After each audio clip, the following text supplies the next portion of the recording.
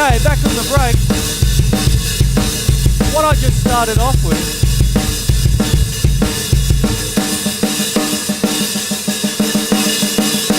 is one of the most loved little unison things on the planet, is Rock and Roll by Led Zeppelin's John Bonham. Okay, Led Zeppelin's fourth album, arguably one of the most important sides of rock and roll vinyl ever. Side 1 of the original vinyl, track 1 is Black Dog, track 2 is Rock and Roll. What a start, 2-song classic start to an album, you can't go wrong. And then the third song is The Battle for Evermore, with the beloved late Sandy Denny backing up Robert Plant. Look her up, wonderful, beautiful voice. And then, of course, the last track on that side is our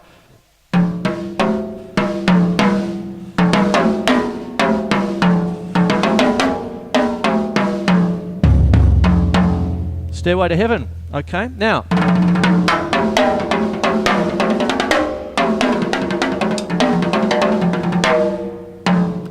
drums can be tuned to notes, and I've got that as an A natural minor at the minute. Earlier in the year I had it tuned to a P-log scale, which is the music of Indonesian gamelan. Now what I often try to do now, I'll start again. What I often try to do, and what I will do now, is take this classic start by Led Zepp,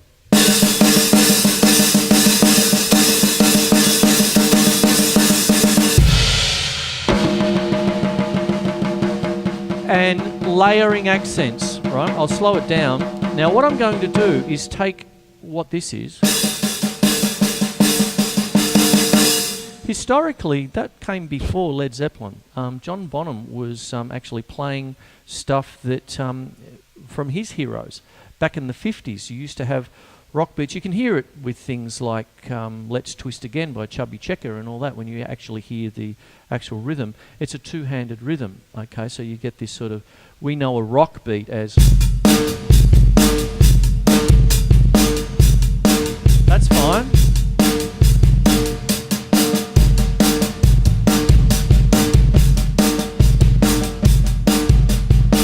So you build it up.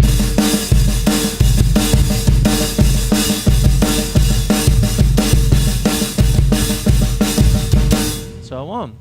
Now that has its roots in jazz and blues and all that, because even before then, going back to the 1940s, you'd have a thing called a jump rhythm, which is the forerunner to your typical 50s rock like Bill Haley, Rock Around the Clock and all that, where you'd have both hands doing the same thing essentially in unison.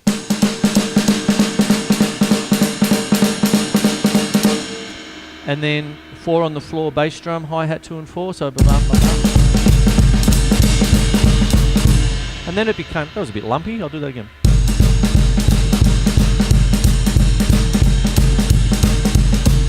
And then you'd need the bionic left hand to get that. So you get that.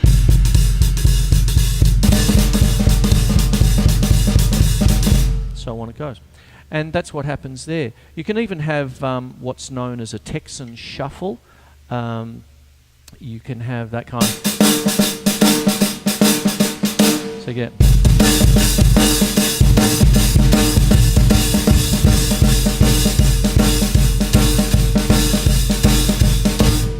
things like that. Stevie Ray Vaughan, people like that. It's Texan, so Stevie Ray Vaughan, Jimmy Vaughan. Early ZZ Top before the She's Got Legs or whatever sort of thing. And is that right? Yeah, I think it is. I'm getting mixed up maybe with Rod Stewart. I don't know, something with legs in it.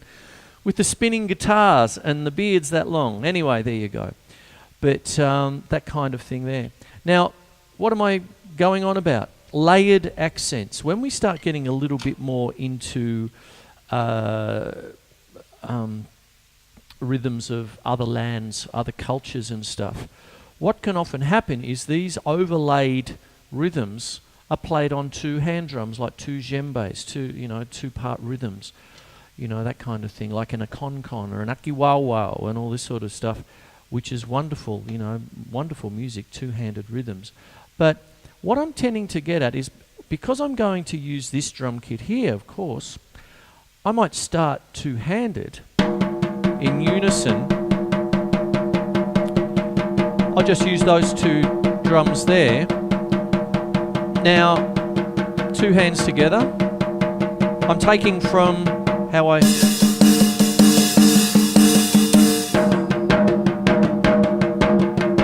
So I'm making the correlation between what I'm doing now and African djembe down to, you know, bringing it from what we all know and love as rock and roll intro by Led Zepp, John Bonham. What happens if I start doing different things and think like a kind of an African ensemble, or even a taiko, Japanese taiko ensemble? We've got two different drums, and it's call and answer.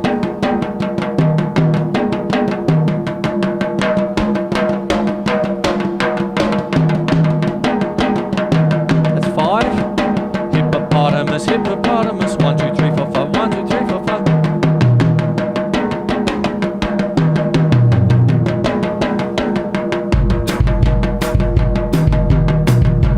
Latin bass drum in.